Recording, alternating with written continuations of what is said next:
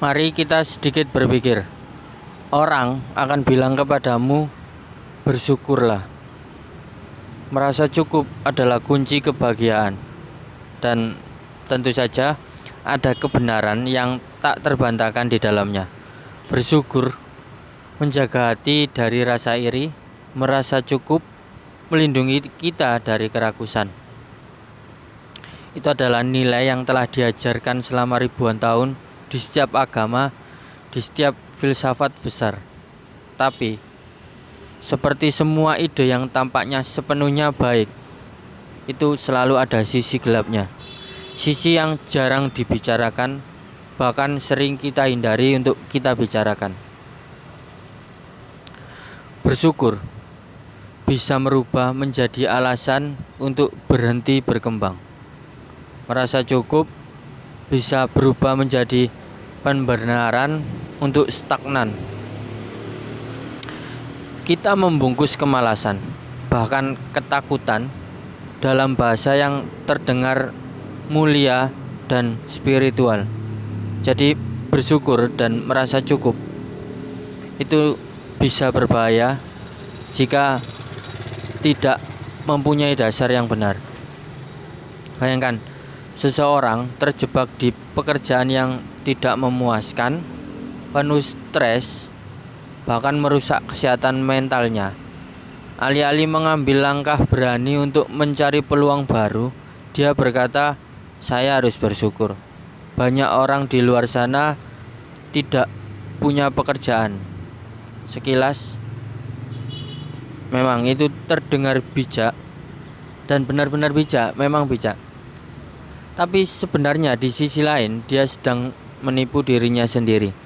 Dia menggunakan rasa syukur sebagai penenang agar dia tidak perlu menghadapi resiko dan ketidakpastian yang datang bersama perubahan.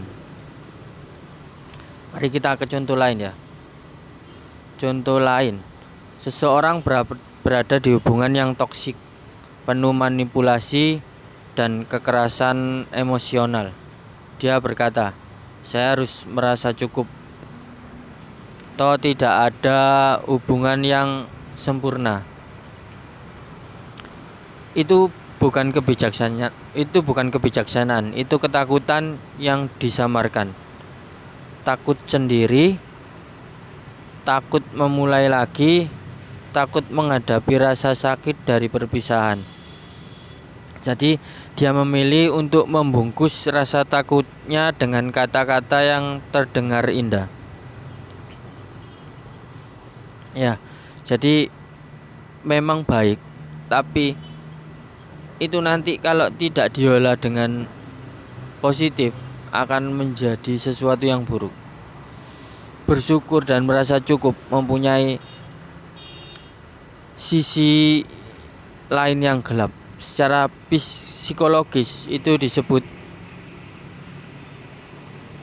rationalization, menciptakan alasan yang terdengar masuk akal untuk membenarkan pilihan yang sebenarnya kita buat karena rasa takut.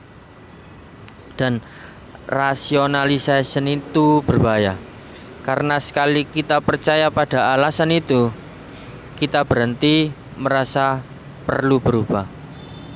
Rasa syukur yang sejati itu tidak membunuh ambisi.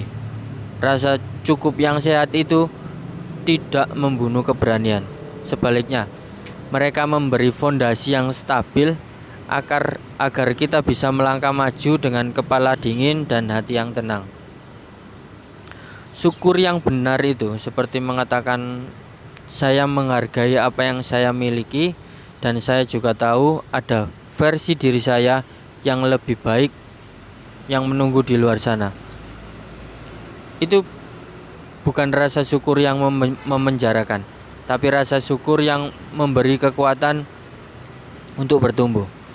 Dan rasa cukup yang benar adalah menyadari saya tidak kekurangan secara emosional, saya tidak berjalan karena didorong rasa iri, tapi saya tetap melangkah karena saya memilih pertumbuhan, bukan karena saya diperbudak oleh keinginan.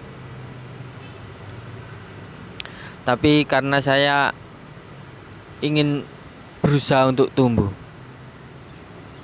Bahaya terbesar dari bersyukur dan merasa cukup adalah kita memakainya sebagai perisai untuk melawan rasa bersalah karena tidak berani berubah. Dan karena itu pada akhirnya hidup ini bukan hanya tentang menerima, tapi juga tentang membentuk. Bukan hanya tentang merasa cukup, tapi juga tentang mengembangkan kapasitas diri sampai titik maksimal. Jadi ya, bersyukur itu penting, merasa cukup itu sehat. Tapi jika dua hal ini digunakan untuk membenarkan kepengecutan, kalau dua hal ini menjadi selimut nyaman yang membuatmu tertidur di zona nyaman, maka kamu tidak sedang hidup bijaksana. Kamu sedang membungkus rasa takut dengan kata-kata indah.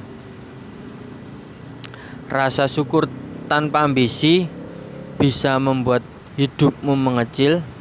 Merasa cukup tanpa keberanian bisa membuatmu terjebak di tempat yang seharusnya kamu tinggalkan.